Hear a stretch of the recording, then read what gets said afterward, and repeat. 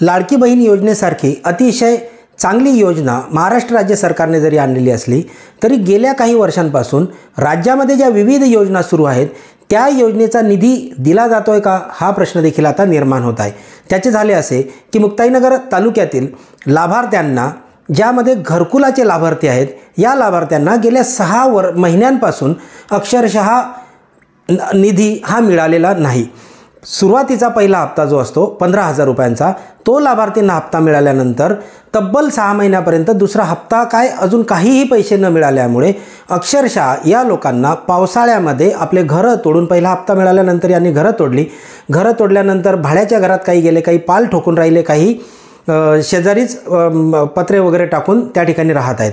अशा परिस्थितीमध्ये या लोकांना मात्र घरे अद्यापही पूर्ण बांधून मिळू शकत नाही, कारण मोदी आवास योजनेअंतर्गत या लाभार्थ्यांना पैसेच अद्याप मिळालेले नाही।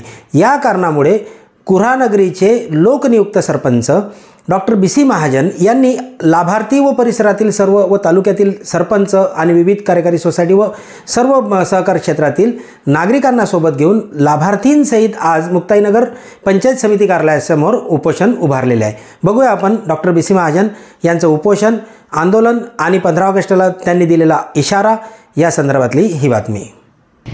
कुरागावचे सरपंच म्हणून आपण आज मुक्ताईनगर पंचायत समिती कार्यालयासमोर उपोषणाला बसलेले आहे। काय कारण आहे नेमकं आणि घरकुल संदर्भात लाभार्थ्यांच्या काय अडचणी आहेत? गेल्या 6 महिन्यापासून शेबरी आवास, मोदी आवास, रमाई या माध्यमातून 150 घरकुल पुऱ्या गावासाठी मंजूर झाले आणि सुरुवातीला 15-15 हजाराचा हप्ता टाकल्यानंतर गेल्या 6 महिन्यापासून कुठल्याच प्रकारचा दुसरा हप्ता देण्यास शासन तयार नाही। पंचायत समितीला वारंवार जाऊन सुद्धा BDO आणि त्यांचे अधिकारी शासनाकडून पैसा नाही असेच उत्तर देतात आणि त्यामुळे घरकुलांचे जे लाभार्थी आहे ते त्रस्त झाले आहे।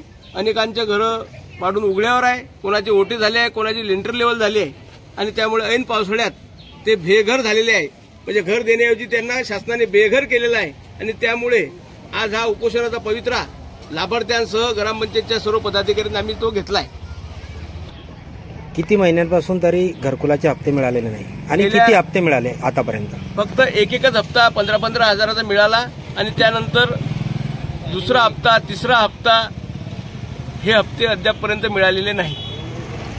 या संदर्भात शासन स्तरावर आपल्याशी काही बोलणी प्रशासन स्तरावर झाली आहे का किंवा यापुढे काय कारवाई करणार असं काही आश्वासन मिळालं आहे का?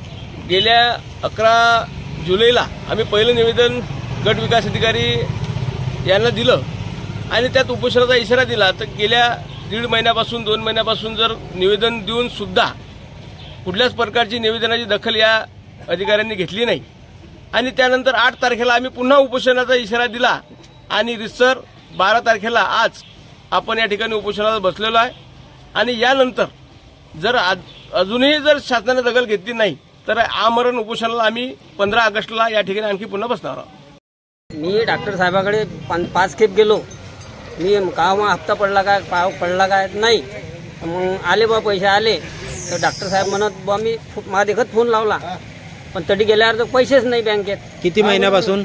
ज्यापासून केलं तर आपण पहिला हप्ता आला नाही। किती महिने झाले तुम्हाला? 6 महिने। घरकुल तुम्ही घर पाडलं मी डायरेक्ट। मग आता कशात राहत आहे? आता खोपडीत राहतो, काय करू मग? काय नाव आपलं? भागवत गणपत खांजोळे।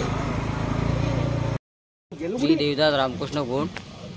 6 महिने झाले हप्ता पडलेला नाही, एकच हप्ता पडलेला आहे आणि माझ्या शेजारच्या वाड्यामध्ये मी ते पाडलेले आहे ताट्या तुट्या आणि दुसऱ्या घरामध्ये राहतो आहे तरी शासन दखल घेत नाही। आमच्या सरपंच साहेबांनी हा पवित्रा घेतलेला आहे। सरपंच साहेबांनी तुमच्यासाठी प्रयत्न केले का घरकुलाचा हप्ता मिळण्यासाठी? लय प्रयत्न केलेले आहे पण तरी तुम्हाला शासनाकडून मिळाले नाही, दाखल घेत नाही। मॅडम, आज घरकुल लाभार्थी आपल्या दालनाच्या समोर म्हणजे पंचायत समिती कार्यालयासमोर आज उपोषणाला बसलेले आहेत, काय सांगता येईल याबद्दल? सर, मोदी आवास घरकुल योजनेसंदर्भात निधी आमच्या स्तरावर वितरित झालेला नाही डिस्ट्रिक्ट लेवलवरून, त्याच्यामुळे पुढील हप्ते आम्हाला सोडता येत नाहीत। त्यासाठी लोक उपोषणाला बसलेले आणि पुढे जर आमच्याकडे निधी वितरित झाला तर लगेच त्यांना निधी आम्ही खाली निधी वितरित करू। लाभार्थ्यांचा आरोप आहे की गेल्या 5 महिन्यांपासून त्यांना फक्त 1 हप्ता मिळालेला आहे, काही काहींना एकही मिळालेला नाही आणि त्यांनी घर तोडलेले आहे. ही वस्तुस्थिती आहे. ही वस्तुस्थिती आहे. म्हणजे शासनाकडूनच निधी वितरित झालेला आहे. शासनाकडून निधी तरी कधी येईल अशी अपेक्षा आहे आपल्याला? यायला पाहिजे. आम्ही पाठपुरावा करतोय. आमचा पाठपुरावा सुरू आहे सर. अशा नवनवीन व वैशिष्ट्यपूर्ण बातम्या बघण्यासाठी सबस्क्राईब करा YouTube channel Wadekars info news व व्हिडिओ खाली कॉमेंट करून शेअर करायला विसरू नका. धन्यवाद. जय हिंद, जय महाराष्ट्र.